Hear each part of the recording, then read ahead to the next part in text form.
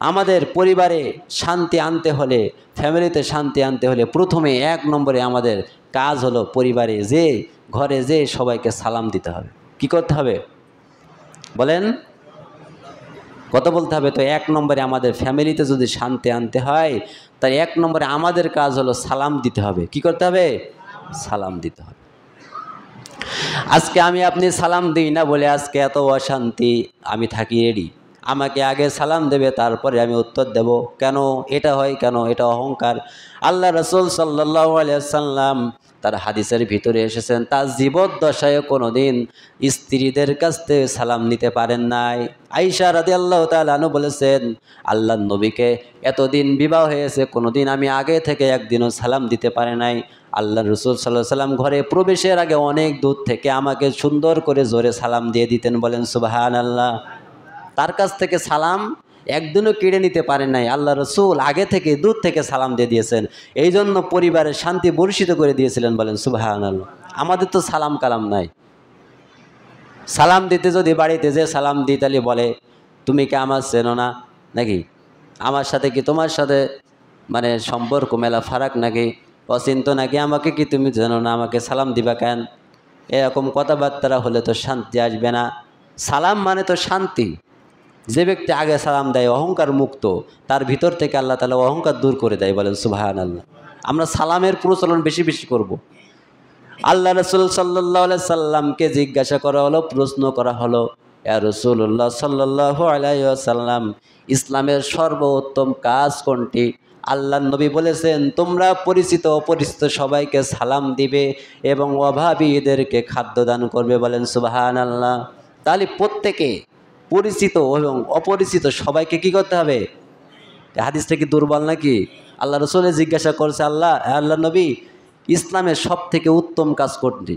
আল্লাহ নবী বললেন, তোমরা পরিবারকে খাওয়াবে, পরস্পরকে খাওয়াবে এবং পরিচিত এবং অপরিচিত সবাইকে সালাম দেবে। তাহলে উত্তম কাজ হলো এটা। সালামের মাধ্যমে শান্তি হয়, সালামের মাধ্যমে সম্পর্ক সুসম্পর্ক হয়, কুসম্পর্ক হয় না। সালামের মাধ্যমে রাগারাগি দূর হয়, সালামের মাধ্যমে আল্লাহ তাআলা আমাদের গোটা মানুষকে, ফ্যামিলিকে শান্তি বর্ষিত করে দেয়। এজন্য ফ্যামিলিতে শান্তি আনতে হলে, পরিবারে শান্তি আনতে হলে 1 নম্বরে আমাদের পরিবারে যে পরে সালাম দিতে হবে। কি করতে হবে? সালাম দিতে হবে। আল্লাহ সুবহানাহু ওয়া তাআলা বলেছেন, ফাইদা দাখালতুম বুয়ুতান ফাসাল্লিমু আলা আনফুসিকুম তাহিয়াতাম মিন ইনদিল্লাহ। আল্লাহ রাব্বুল আলামিন বলেছেন, সূরা নূরের ভিতরে আছে আয়াতটি, আল্লাহ তাআলা বলেছেন, আমি আল্লাহ তাআলা তোমাদের জন্য আদেশ করে দিলাম, তোমরা বাড়িতে যাওয়ার পরে সঙ্গে সঙ্গে সালাম দিবা। আর এই সালামের মাধ্যমে রয়েছে কল্যাণ এবং সালামের মাধ্যমে রয়েছে শান্তি। বলেন সুবহানাল্লাহ। তাহলে সালাম দেওয়া ফরজ এই আয়াতের দ্বারা। বাড়িতে যে পরে কী করতে হবে? সালাম দিতে হবে। কেননা সালাম, আল্লাহ তাআলা বলেছেন, বাড়িতে গৃহে যাওয়ার সঙ্গে সঙ্গে তোমরা কি করবা? তাহিয়াতাম মিন ইনদিল্লাহ, সালাম দিবা। সালামের ভিতরে রয়েছে শান্তি, আর যে শান্তির কথা আল্লাহ সুবহানাহু ওয়া তাআলা বর্ণিত করেছেন, এই শান্তি যদি তোমরা মানো, সালাম যদি তোমরা দাও, পরিবারের সকল অশান্তি দূর করে দিবে। বলেন তিনি কে? আল্লাহ তাআলা সব অশান্তি দূর করে দিবেন। এজন্য আল্লাহ রাব্বুল আলামিন বলেছেন, তোমরা পরিবারের সকলকে সালাম দান করবা। সালামের ভিতরে তোমাদের আত্মতৃপ্তি ও শান্তি আসে। যে ব্যক্তি সালাম দেয় তার উপকারিতা হলো আত্মতৃপ্তি আসে, দেহের ভিতরে শান্তি আসে। এজন্য বলা হয়েছে, সালাম তোমরা দিবা, সালামের ভিতরে তোমাদের যে শান্তিটা আছে সেটা তোমরা আত্মতৃপ্তি পাবা। আর সালামের মাধ্যমে আত্মনিশ্বাস এবং বাড়ে। আত্মনিশ্বাস হলো সামাজিকভাবে যোগাযোগের মাধ্যমে একটি সুন্দর উপায় হিসেবে আত্মবিশ্বাস তোমাদের উপরে বেড়ে যায়। যে ব্যক্তি সালাম দেয় তার একটা বিশ্বাস আছে, বিশ্বাসটা তাদের জন্য বেড়ে যায়। এটা হলো সালামের উপকারিতা। যে ব্যক্তি সালাম দেয় তার জন্য অনেক নেকি, অনেক শান্তি। সে ব্যক্তি শান্তির ভিতরে থাকে, তার ভিতরে আর কোনো অহংকার থাকে না। এটা সরাসরি আল্লাহ সুবহানাহু ওয়া তাআলা বলেছেন। এজন্য আমাদের পরিবারে যদি শান্তি আনতে হয়, যদি ঝগড়া হয়, ঝামেলা হয়, ফ্যাসাদ হয়, তাহলে আমরা প্রথমে কি করব বলেন? সালাম দেব। কি করব? সালাম দেব। সালাম দিতে লজ্জা করে অনেকে, তাই না? সালাম দিতে হবে। সালামে শান্তি, সালামে আল্লাহর বিধান মানতে কোনো লজ্জা নেই, আছে নাকি? আল্লাহর বিধান মানতে কিসের লজ্জা? আমাদের কোনো লজ্জা নেই, সালাম দিতে হবে। সম্মানিত ভাইয়েরা, এই যে সালাম সালাম দেওয়া হলো নবীদের সুন্নাত। আল্লাহ রসুল সাল্লাল্লাহু আলাইহি ওয়াসাল্লাম বলেছেন, সালাম এমন দিবা যেমন এখানে সালাম দেওয়ার পরে সামনে একটা পিলার পড়লো, পিলারের আবদালে যখন আবার হবা, আবদাল থেকে ঘুরিয়ে ওই ব্যক্তিকে দেখার পরে তুমি আবার সালাম দিবা। আবার যদি একটা দেয়ালের মাঝখানে তোমাদের দেখা দূর হয়ে যায়, না দেখতে পাও, আবার ঘুরে এসে যদি ওই ব্যক্তিকে দেখতে পাও, তুমি আবার সালাম দিবা। আবার যদি আবদাল হয়ে যায়, আবার দেখা হয়, তাহলে তুমি আবার সালাম দিবা। বলেন সুবহানাল্লাহ। যদি আমরা এরকম সালাম দিই, বলবে পাগল হয়ে গেছে নাকি? সালাম দিলেই শান্তি, সালাম দিলেই কি নেকি, যত সালাম দিবেন তত নেকি। আর আমরা সালাম নেওয়ার জন্য বসে থাকি, কখন নাকি আমার সালাম দেয় আমি উত্তর দেব, নাকি ভাব ভঙ্গি খুব বাড়ে। না, এটা করা যাবে না। আমি সালাম দেব, আমার সওয়াব হবে। আমি সালাম দেব না, আমার কি হবে? গুনাহ হবে। গুনাহ হবে না। আমি সালাম দেব না, আমার সওয়াব হবে না। কিন্তু সালাম দেওয়া এটা সুন্নাত, আল্লাহ রসুলের সুন্নাত। এটা সালাম আমাদের বেশি বেশি দিতে হবে। সালামে আমাদের অশান্তি দূর করে, সালামে আমাদের শান্তি আনে। আর আল্লাহ রব্বুল আলমিনের ৯৯টি নাম আছে। এই নামের ভিতরে একটি আল্লাহর নাম আছে ইয়া সালামু। কি নাম? ইয়া সালামু। আল্লাহ তাআলা বলছেন, আমি হলাম শান্তিদাতা। যে ব্যক্তি সালাম বেশি বেশি দান করবে, আমার নামের বদৌলতে আল্লাহ তাআলা বলেছেন আমার নাম হলো শান্তিদাতা। এই যে নামটা আমি দিয়েছি, আমার নামের গুণও আছে। যে ব্যক্তি সালাম দিবে, আর আমি তো শান্তিদাতা বলে দিয়েছি, আমি অবশ্যই অবশ্যই ওই ব্যক্তির উপরে শান্তি বর্ষিত করব। বলেন সুবহানাল্লাহ। তাহলে সালাম দিবেন তো আজকে থেকে। আজকে থেকে দেখা যাবে কিটা কত সালাম দিতে পারে। রাজি আছেন তো? এটা প্রতিযোগিতা করতে হবে, কিটা কত সালাম দিতে পারে। সালাম দিব আমরা, সালাম দেব সওয়াব নিব, সালাম দেব সওয়াব নিব। সালাম দিব না, সওয়াব হবে না। আমরা সালামের আশায় কেউ থাকবো না, আমরা সালাম দিব ইনশাআল্লাহ। সম্মানিত ভাইয়েরা আমার, আর এই যে সালামটা আল্লাহ তাআলা আরও আদেশ করে দিয়েছেন, পরিবারে শান্তি আনতে হলে সালাম দিতে হবে। আল্লাহ তাআলা বলেছেন, ইয়া আইয়ুহাল্লাযীনা আমানু লা তাদখুলু বুয়ুতান গায়রা বুয়ুতিকুম হাত্তা তাস্তানিসু ওয়া তুসাল্লিমু আলা আহলিহা। আল্লাহ তাআলা বলছেন, সূরা আন-নূরের ভিতরে আছে ২৭ নম্বর আয়াতে। আল্লাহ তাআলা বলছেন, হে ঈমানদারেরা, তোমরা যখন নিজেদের গৃহ বাদে অন্যের গৃহে প্রবেশ করবা, ওই গৃহে ঢোকার আগেই তোমরা সালাম দিবা। কি করবা? সালাম দিবা, মানে অনুমতি চাইবা। ঈমানদারেরা নিজের ঘর হইতে অন্য ঘরে যখন প্রবেশ করবা, বাড়িতে যাওয়ার আগে দূর থেকে সালাম দিবা, দরজার সামনে দাঁড়িয়ে সালাম দিবা। সালামের উত্তর যদি পেয়ে আদেশ পাও, তাহলে ঘরে ঢুকবা। আর যদি অনুমতি না পাও, ঘর থেকে তোমরা বের হয়ে যাবা। আমরা সালাম দিই? আমরা তো সালামই দিই না। বাড়িতে যে আগে দরজা খুলে ঢুকে বসে থাকি। ভিতরে যে কি অবস্থায় মানুষগুলো আছে, মেয়েগুলো মহিলাগুলো কি অবস্থাতে আছে, ওটা দেখার হাল হুকুম নাই। আগে যে পরে ঢুকে পড়ি। এটা করবেন না, এটা আল্লাহ বলে নাই। যদি কারো বাড়িতে ঢুকতে হয়, দরজার থেকে দাঁড়িয়ে আগে সালাম দিতে হবে। ৩বার সালাম দিবেন। যদি উত্তর পান, ভিতরে আসার অনুমতি পান, তার ভিতরে ঢুকতে হবে। যদি আমি আপনি অনুমতি না পাই, তা আমার সাধ্য নেই, আমার ক্ষমতা নেই ওই বাড়িতে প্রবেশ করার। আছে নাকি? এখন বলবেন না ক্ষমতা নেই মানে জোর করে ঢুকে পড়বো। এটা হইল না। আল্লাহর বিধান তো লঙ্ঘন করলেন আপনি। এটা আল্লাহ ঈমানদারদের জন্য বলেছে, এটা তো ফালতু মানুষের জন্য বলি। ফালতু মানুষ তো ঢুকেই পড়বে, ও ঠেকানো যাবে? আর ঈমানদার মানুষ যার ভিতরে আল্লাহর ভয় আছে, আল্লাহ তো বলেছে সালাম দিবা, অনুমতি চাইবা, অনুমতি না পাইলে ফিরে আসবা। এদের জন্য এটা মান্য, কিন্তু ওদের জন্য তো মান্য না।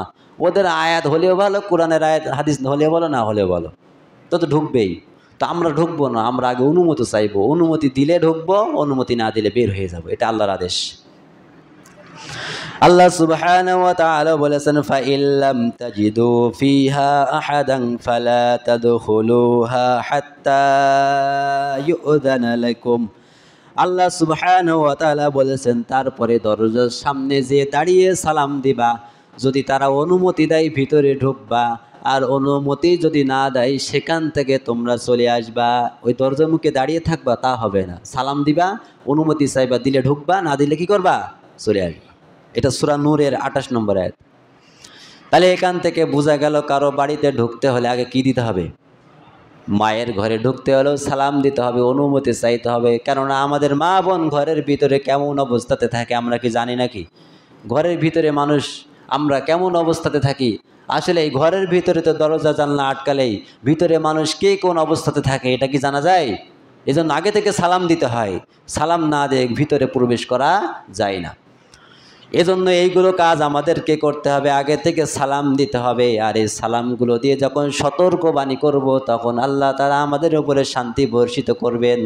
আর সালাম না দিয়ে যখন ঢুকবো, মানুষগুলো যদি বেহাল অবস্থাতে থাকে ওগুলো দেখে তো শয়তান খুশি পাবে এবং আমাদেরও শয়তান দখল করবে এবং আমাদেরও আল্লাহ তাআলা শয়তানের পাদে ফেলে আমাদের কি করবে? খুশি করে দিবে।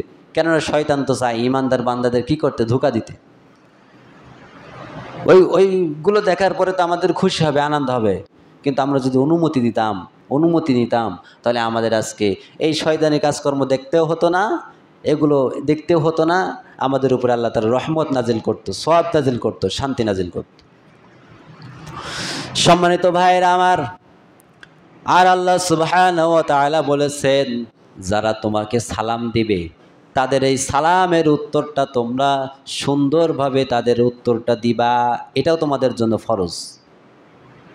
আল্লাহ রসুল বলেছেন হাদিসের ভিতরে, যে ব্যক্তি পথচারী ব্যক্তি পথের মাঝখানে পাশে বসে আছে, যে ব্যক্তি পথ চলাচল করবে ওই ব্যক্তিকে সালাম দিবে। আর অল্প সংখ্যক মানুষ যদি বেশি সংখ্যক মানুষকে দেখে, অল্প সংখ্যক মানুষ বেশি সংখ্যক মানুষকে সালাম দিবে। আর ওই বেশি সংখ্যক মানুষের মধ্যখান থেকে একজন সালাম দিলে সেটা হয়ে যাবে, কাফার হয়ে যাবে, এই ফরজে কিফায়া হয়ে যাবে। একজন সালামের উত্তর দিলে সবার সালামের উত্তর নেওয়া হয়ে যাবে। এটা তোমাদের জন্য ফরজ। সহানুভূতি দেখাবা। তোমাকে যদি কেউ ভালো আদেশ করে, তোমাকে যদি কেউ নর্ম ভদ্র ভাষা দেয়, তুমি তাকে নর্ম ভদ্র ভাষা দান করবা। আর যদি তোমাকে কেউ কঠোর ভাষা দান করে, তুমিও তাকে কঠোর ভাষা দান করবা। এই আয়াতের শিক্ষা হলো এটা, দেখে নেবেন। সূরা নিসার ভিতরে আছে, আল্লাহ তাআলা বলছেন ৮৬ নম্বর আয়াতে, আল্লাহ সুবহানাহু ওয়া তাআলা বলছেন, ওয়া ইযা হুয়িতুম বিহি বিতাহিয়াতিন ফাহাইয়ু বিআহসানা মিনহা আও দুররুহা ইন্নাল্লাহা কানা আলা কুল্লি শাইইন হাসিবা। আল্লাহ রাব্বুল আলামিন বলছেন, যখনই তোমাকে কেউ সালাম দিবে, নর্মভদ্র ব্যবহার করবে, তাকে তুমি অবশ্যই অবশ্যই সালামের উত্তরটা উত্তমভাবে দিয়ে দাও। বলেন সুবহানাল্লাহ। কেউ যদি আমাকে সালাম দেয়, আল্লাহ তাআলা বলছেন সালাম তো শান্তি, সালাম তো ভালো, তোমাকে যে ভালো ব্যবহার দিল তুমি তাকে উত্তমভাবে ভালো ব্যবহারটা ফিরিয়ে দাও। বলেন সুবহানাল্লাহ। ওই সময়ে তদানীন্তন সময়ে মুসলমানদের উপরে একটু অত্যাচার হয়েছিল, মুসলমানদের সাথে সম্পর্ক খারাপ ছিলেন, এই জন্য তাদেরকে বলা হয়েছিল তোমরা তাদের সাথে ভালো আচরণ করবা। ভালো আচরণ যখন মানুষের সামনে করবা, ওই মানুষগুলো তোমাকে ভালো আচরণ দিয়ে ধন্য করবে। বলেন সুবহানাল্লাহ। এই প্রেক্ষিতে আয়াতগুলো বলেছেন, আমি যদি তোমার সাথে ভালো ব্যবহার করি, তুমিও তো আমার সাথে ভালো ব্যবহার করবা। আর আমি যদি রাব ব্যবহার করি, তুমি তো আমাকে মারতেও পারো, নাকি বলেন? এই জন্য বলা হয়েছে ভালো ব্যবহার করবা, সেই ব্যক্তির দায়িত্ব হয়ে যাবে তোমাকে ভালো ব্যবহার করে ধন্য করে দিবে। এই জন্য আমাদেরকে সালাম দিতে হবে। কি করতে হবে বলেন? সালাম পরিবারে দিবেন, বেশি বেশি মানুষদেরকে সালাম দিবেন। আর এই সালামটা হলো জান্নাতের সম্পর্ক। জান্নাতে যখন আমরা ঢুকবো, আল্লাহ তাআলা বলছেন, ওয়াসিকাল্লাযীনা তাকাউ রাব্বাহুম ইলাল জান্নাতি যুমারা হাত্তা ইযা জাউহা ওয়া ফুতিহাত আবওয়াবুহা ওয়া ক্বালা লাহুম খাযানাতুহা সালামুন আলাইকুম তিবতুম ফাদখুলুহা খালিদিন। সূরা জুমারের ভিতরে আল্লাহ তাআলা বলছেন ৭৩ নম্বর আয়াতে আল্লাহ তাআলা বলছেন, আর যারা তাদের রবের অবাধ্যতা থেকে ফিরে থাকবে তাদেরকে আল্লাহ তাআলা এমন এক জান্নাতে প্রবেশ করাবেন, আর ওই জান্নাতে প্রবেশের সময় তাদেরকে ফেরেশতারা সালাম দিতে দিতে জান্নাতে নেবেন। বলেন সুবহানাল্লাহ। জান্নাতীদের জন্য সালাম, কেননা আমাদের আদি পিতা আদি মাতা জান্নাতের সম্পর্কে বিবাহ হয়েছে। আমরা তো জান্নাতীদের সন্তান, আমরাও জান্নাতে যেতে চাই। আর আমরা যখন জান্নাতে ঢুকবো তখন আমাদের কি দিবেন বলেন? কি দিবেন? সালাম দিবেন। সালাম, সালাম মানে শান্তি। জান্নাতে যারা ঢুকবে তাদেরকে সালাম দিতে দিতে জান্নাতে নিয়ে যাবে। বলেন সুবহানাল্লাহ। এই জন্য আমরা সালামটা বেশি বেশি পরিবারে প্রচারিত করব, যাতে আমাদের ভিতর থেকে অশান্তি দূর হয়ে যায়, শান্তি বর্ষিত হয়। বলেন আল্লাহুম্মা আমিন। আল্লাহ তাআলা আমাদের কবুল করুক। যেহেতু সময় আর নাই,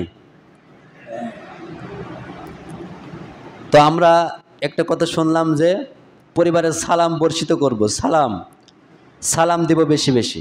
কি করব বলেন? সালাম দিব। সালাম যদি আমরা দিই তাহলে আমাদের পরিবারের শান্তি আসবে। আরেকটি পয়েন্ট বলছি, আল্লাহ রসুল সাল্লাহ সাল্লাম পরিবারের শান্তি আনতে কি কাজ করতেন? আল্লাহ রসুল সাল্লাহ সাল্লাম বলেছেন, ঘরের ভিতরে যদি তোমাদের ছবি থাকে, ছবিগুলো সরিয়ে রাখবা। ঘরের ভিতরে যদি ছবি থাকে, সেই ঘরে রহমতের ফেরেশতা প্রবেশ করে নাকি? আল্লাহ নবী বলেছেন, লা ইয়াদখুলুল জান্নাতা লা ইয়াদখুলুল মালাইকাতু বাইতান ফিহি কালবু ওয়ালা তাসাওয়ির। আল্লাহ রসুল বলেছেন, ওই ঘরে রহমতের ফেরেশতা প্রবেশ করে না যে ঘরে কুকুর বা জীবজন্তুর ছবি ঝুলানো থাকে। আমাদের ঘরের ভিতরে অনেকেরই দেখবেন ছবি একটা প্রিন্ট করে ছবি টাঙিয়ে রেখেছে, আছে না নাই? ওই ছবিগুলো যদি কারো ঘরে থেকে থাকে, দয়া করে ছবিগুলো খুলে ফেলে দিয়েন, একটা আবডালে রেখেন, তাই সেরে রেখেন, গোপনে রেখেন, যাতে আলগা না থাকে। আল্লাহ রসুল বলেছেন, যেই ঘরে ছবি ঝুলানো থাকে ওই ঘরে রহমতের ফেরেশতা প্রবেশ করে না। সম্মানিত ভাইরা, এই যে স্কুল কলেজে দেখলে দেখতাম ছবি ঝুলানো আছে, আমাদের নিয়ে যেত মিলাদ পড়াতে, দোয়া পড়াতে যেত না অনেকে, তো যে দেখতাম সব ছবি আর ছবি। আমি বলতাম, আল্লাহ দোয়া করলেও কবুল হবে না, না দোয়া করলে তো হবেই না, কেন ওখানে রহমতের ফেরেশতাই ঢোকে না। তা ঢোকে না যখন ফেরেশতা, দোয়াটা নিয়ে যাবে কিভাবে? এই জন্য আল্লাহ নবী বলেছেন, লা ইয়াদখুলুল মালাইকাতু বাইতান ফিহি কালবু ওয়ালা তাসাওয়ির। ঘরে কখনো কোনো দিন ছবি ঝুলাই রাখবেন না, রহমতের ফেরেশতাও ঢুকবে না। আর এই জন্য শান্তি দাও ঘরে আসবে, অশান্তি লেগেই থাকবে। আবার অনেকের ঘরে বৌমা আছে, বৌমা বলতে টিভি আছে না টিভি, ওর কারণে তো শয়তান ফেরেশতা ঢোকে না। তো শান্তি আসবে কোথা থেকে? আমরা শান্তি খুঁজে খুঁজে খুঁজে খুঁজে বেড়াই, কিন্তু আমরা যে অশান্তির ভিতরে কাজ লাগাইয়ে থাকি, কিন্তু আমাদের শান্তি তো আসে না। সম্মানিত ভাইরা, আর এই হিন্দি সিরিয়াল আমরা অনেকে দেখি, টিভি অনেকে দেখি, এই কাজটা বাদ দিবেন। হয়তো অনেকে খবর দেশের খবর রাখেন, খোঁজ দেখেন, ওইগুলো ঠিক আছে, কিন্তু এই যে হিন্দি সিরিয়াল, ইন্ডিয়ান যে চ্যানেলগুলো আছে, ওইগুলোর মাধ্যমে তার সংসার ভাঙে, স্বামী স্ত্রীর দ্বন্দ্ব হয়, সংসার ভাঙে। ওই স্বামী স্ত্রী, বউ শাশুড়ি কী করে না করে, ওখান থেকে দেখে দেখে আরও শিখে ফ্যামিলিতে অশান্তি আর অশান্তি, অশান্তি আর অশান্তি। এইগুলো বাদ দিবেন যদি ইমানদার হতে হয়। আমাদের কত কাজ ফেলে দিতে হবে, কত কাজ ছাড়তে হবে যদি ইমানদার হতে হয়। আল্লাহ তাআলা আমাদের সকলকে কবুল করুক। সকলে বলে আল্লাহুম্মা আমিন।